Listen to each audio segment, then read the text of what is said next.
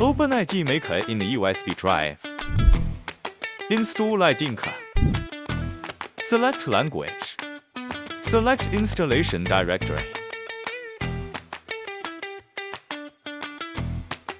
Finish installation. Import printer configuration file.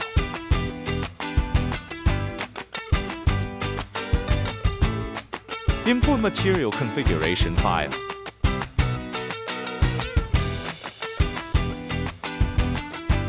Import slice template.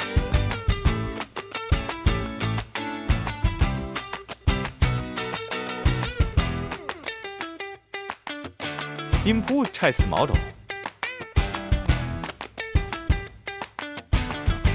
Start slicing. Preview model.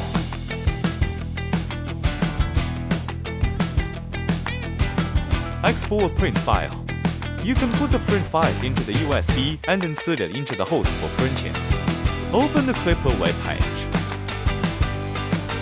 Upload file.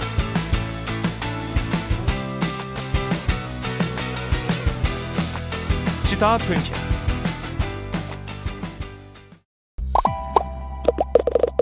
Ideaformer.